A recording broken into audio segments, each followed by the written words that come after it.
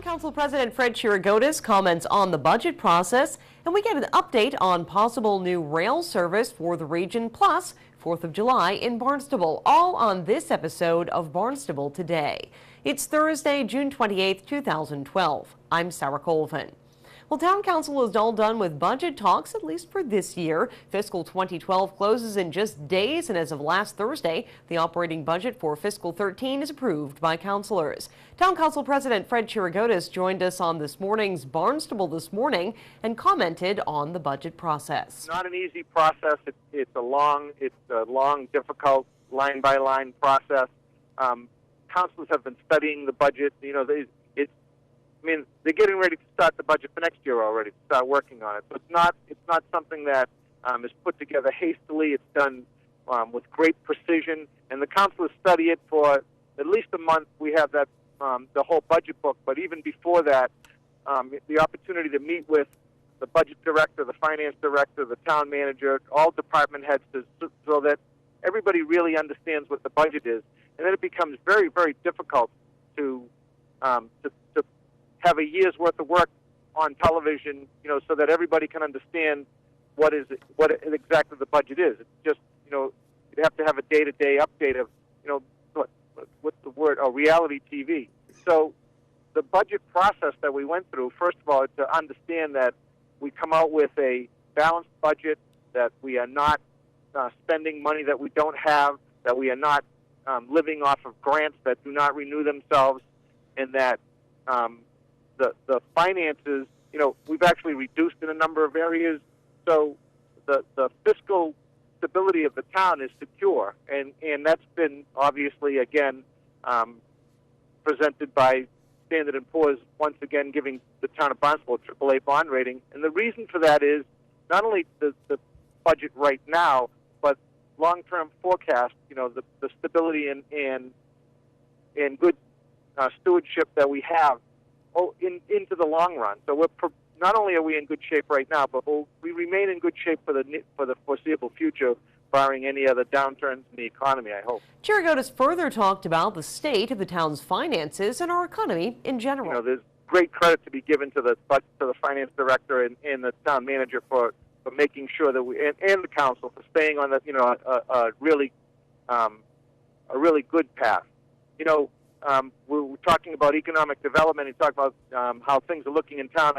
If you've been out and around on Main Street in Hyannis, you'll see that we have a lot of people here. People are enjoying the weather. They're enjoying the beaches, and they're enjoying, the tourist season is upon us, which is a good thing.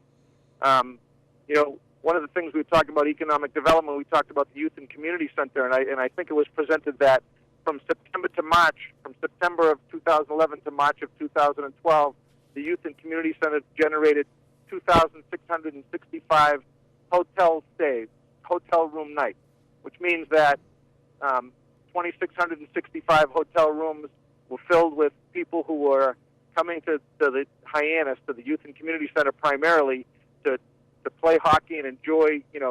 We had the ECAC tournament. We've had college hockey. They've had a national or international figure skating competition, which was on national television. That's the kind of economic development to bring people into the town to use the facility, and at the same time stay in every hotel, eat in every restaurant 3 times a day, shop in our stores during the winter doldrums. That's exactly the kind of thing we need to keep giving the town a boost. Well, it is Smart Transportation Week here on Cape Cod all week long. The Cape Cod Regional Transit Authority and the Cape Cod Commission have teamed up to raise awareness of all the modes of transit available in the region. Cape Cod RTA Administrator Tom Kerr talks about the week. Well, I think that, our region is very unique. We have 400 square miles across Cape Cod, and, I've said for some time we have some fairly extraordinary transportation leaders on the Cape, and I think it's important that the citizens who not only live here year-round, but the people that visit here, and we have a significant seasonal influx of folks, need to know that we have robust and vibrant transportation available to all of those folks, and so 1 week a year we set aside and we have the various transportation modes, display what they do, and then yesterday we had a nice little commuter rally over at the county where all of the modes came by and said a few words here and there and talked about, where to access their schedules and how we're collaborating with one another. So it's just it's an opportunity to tell people that, we have good public transportation and private transportation here on Cape Cod.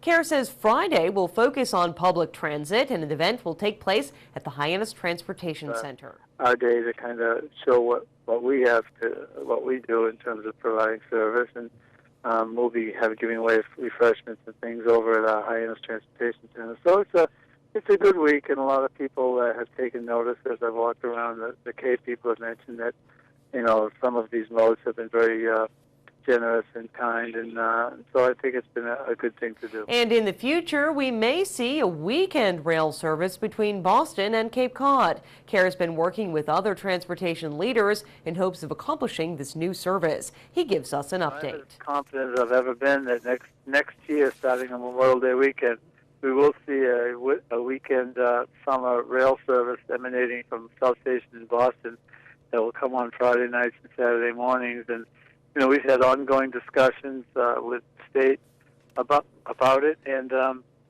we've got some extraordinary people helping us identify any potential obstacles, and we're dealing with them one by one. So that's just another way to help address some of the congestion issues around the Cape. And we already have, Mass Coastal Railroad that provides freight service on the Cape, and Cape Cod Central. Well, the 4th of July is coming next week. The town will celebrate. Here's a brief listing of what you can expect on the 4th here in town.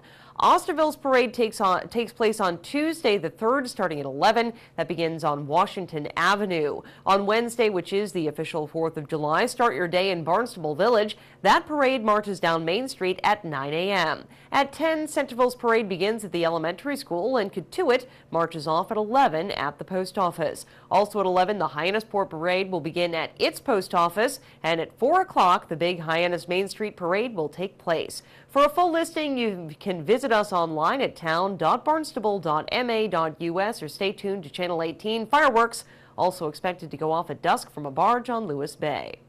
Well, Barnstable iForum is the town's online virtual town hall, and we're inviting you to join in on the conversation. On Barnstable this morning and throughout the day on Channel 18, you can catch our new informative segment, the iForum Minute. Here's today's Barnstable iForum Minute.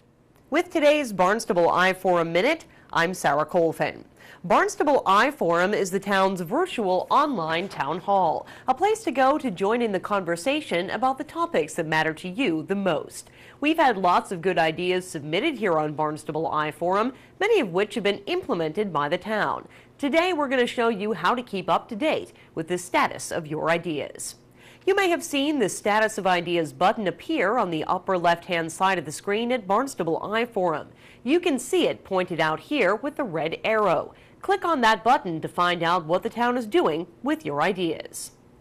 As you can see, a number of your ideas are being implemented around town. 4 electric vehicle charging stations will soon be in place. You can find many town-related documents, forms, and charts online at our website. A farmers market continues to operate on Main Street Hyannis, and local artist work is hanging at Barnstable Municipal Airport. Stay tuned for more notes and updates on your ideas, which are being discussed and put into action here in Barnstable. Log on and join the conversation today at barnstableiforum.com. With today's Barnstable iForum Minute, I'm Sarah Colvin. With Barnstable Today, I'm Sarah Colvin.